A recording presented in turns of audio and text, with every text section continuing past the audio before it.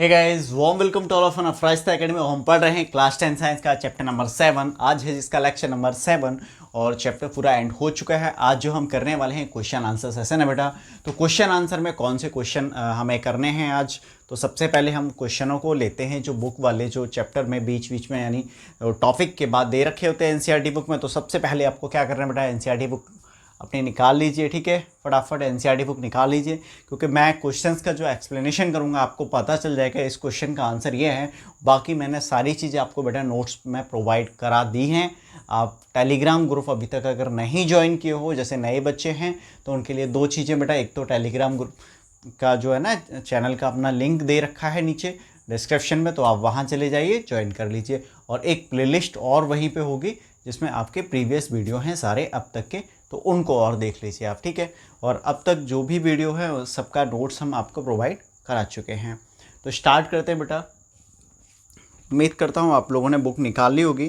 तो पहला क्वेश्चन जो है हमारा पेज नंबर 132 निकाल लीजिए बेटा आप, पेज नंबर 132। ठीक है, पेज नंबर आपका है 132। इस पर पहला जो प्रश्न है हमारा,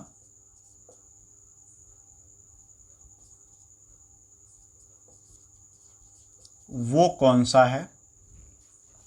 प्रश्न नंबर फर्स्ट की मैं बात करूं तो प्रतिवर्ती क्रिया तथा टहलने के बीच अंतर। बेटा ये बहुत अच्छे तरीके से मैंने करा दिया था, अंतर कुछ कराए थे बीच में, मैंने शायद 4th या 5th वीडियो में मैंने आपको ये करा दिया है। तो प्रतिवर्ती क्रिया क्या है बेटा, एक अनैच्छिक क्रिया है, और टहलना क्या है, ऐच्छिक क्रिया है। प्रतिवर्ती क्रिया का अगर हम देखें तो नियंत्रण जो होता है वो मेरुरज्जु द्वारा होता है, और टहलना हमारा मस्तिष्क। ठीक है, नेक्स्ट है दो तंत्रिका कोशिकाओं के मध्य अंतर्ग्रथन यानी सिनेप्स में क्या होता है।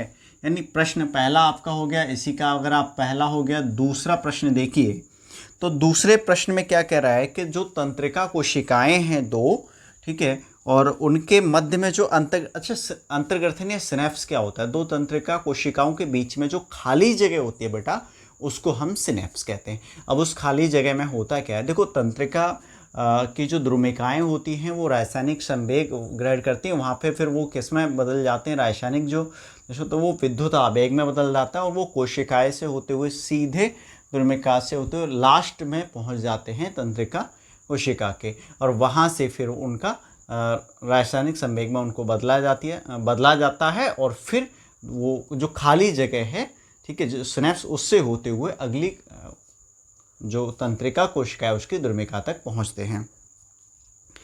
नेक्स्ट है मस्तिष्क का कौन सा भाग शरीर की स्थिति तथा संतुलन का अनुरक्षण करता है बेटा।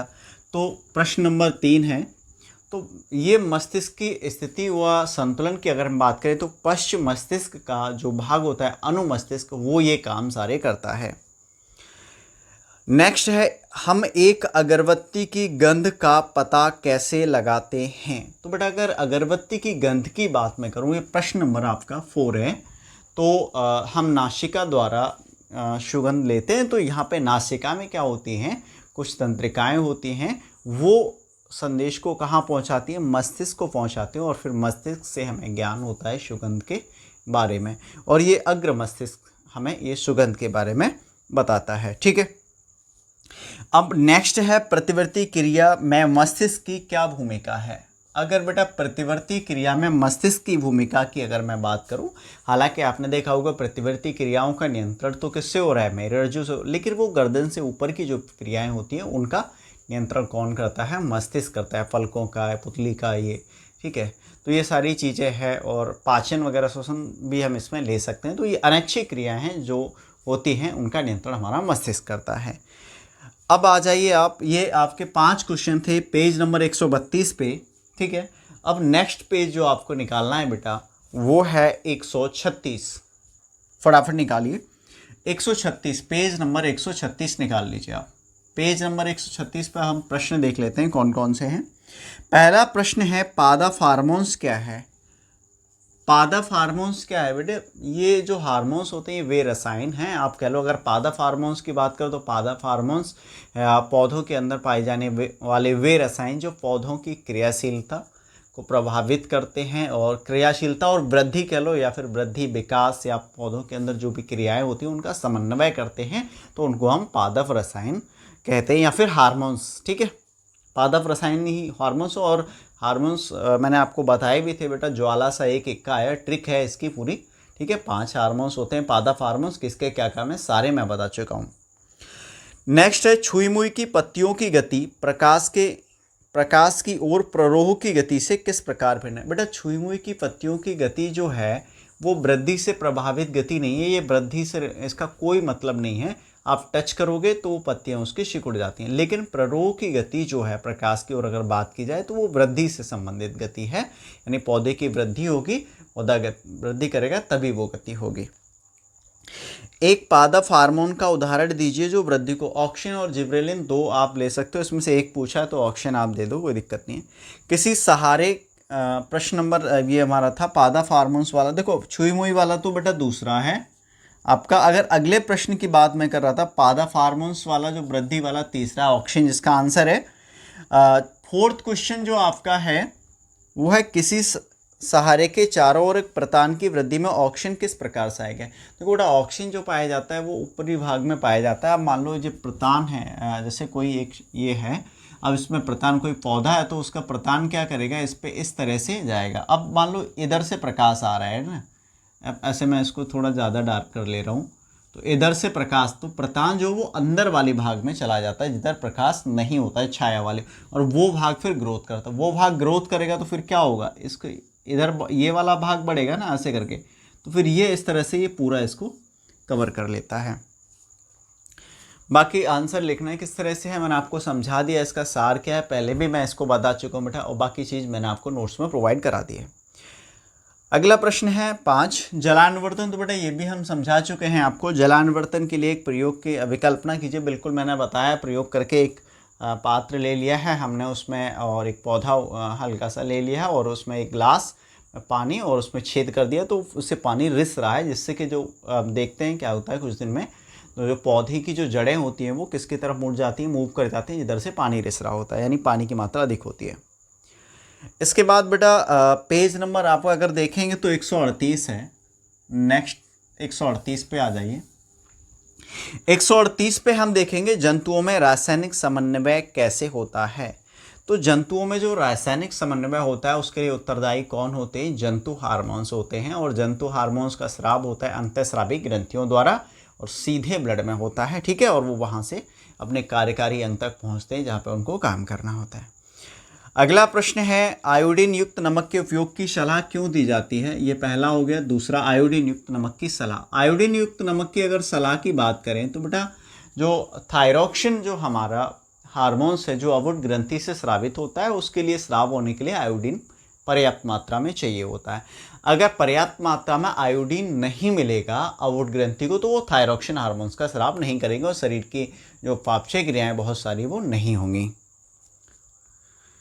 अब नेक्स्ट है जब एड्रीनलिन रुधिर में स्रावित होता है तो हमारे शरीर में क्या अनुक्रिया होती है। ये भी मैं बहुत अच्छे से बता चुका हूँ बेटा। प्रश्न नंबर 3 है एड्रीनलिन हार्मोन्स क्या है। एड्रीनलिन ग्रंथि कह लो या एड्रीनल ग्रंथि, ठीक है, दोनों हम इसको लिख सकते हैं। ठीक है, अलग अलग बुकों में हमें बहुत कुछ अलग मिलता है, तो कहीं एड्रीनलिन ग्रंथि लिखा है और वहीं एड्रीनलिन हार्मोन भी है, कहीं एड्रीनल ग्रंथि लिखा हुआ है।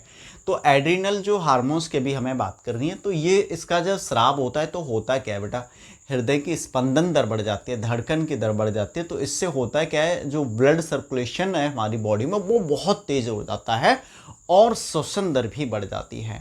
अच्छा, ये कंकालीय पेशियों में ज़्यादा इसका प्रभाव रहता है, पाचन और जो वैसी नॉर्मल तंत्रिक तंत्र होते हैं उनमें थोड़ा सा कम इसका रहता है प्रभाव, सिकुड़ जाती हैं धमनियाँ, जो छोटी धमनियाँ पतली सी होती हैं। ठीक है, अब है मधुमेह के कुछ रोगियों की चिकित्सा इंसुलिन का इंजेक्शन देकर क्यों की जाती है। बेटा बहुत अच्छा प्रश्न है, मैंने आपको बताया भी था कल वाले वीडियो में।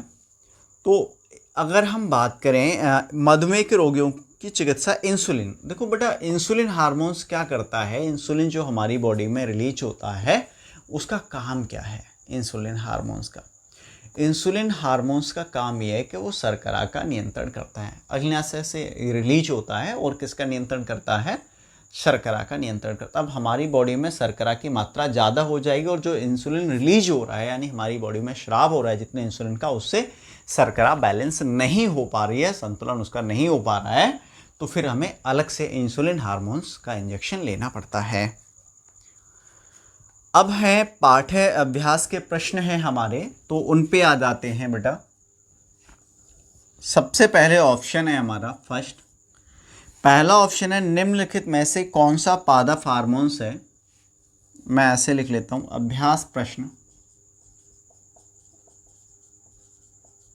में पहला प्रश्न जो है, निम्नलिखित में से कौन सा पादप हार्मोन है। इंसुलिन नहीं है बेटा, थायरोक्सिन नहीं है, एस्ट्रोजन नहीं है, साइटोकाइनिन हाँ ये है, तो आपका जो ऑप्शन होगा वो डी सही है बेटा। कौन सा, पहले का डी।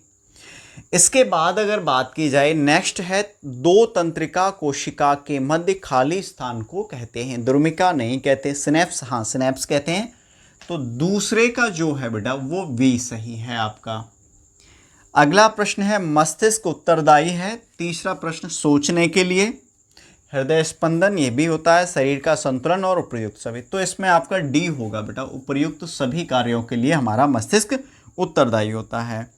प्रश्न नंबर हम 4 देखते हैं, हमारे शरीर में ग्राही का क्या कार्य है। ग्राही, ठीक है, मैं पहले ही पढ़ा चुका हूँ आपको ग्राही के बारे में, और ऐसी स्थिति पर विचार कीजिए जहाँ ग्राही उचित प्रकार से कार्य न करे तो क्या होगा।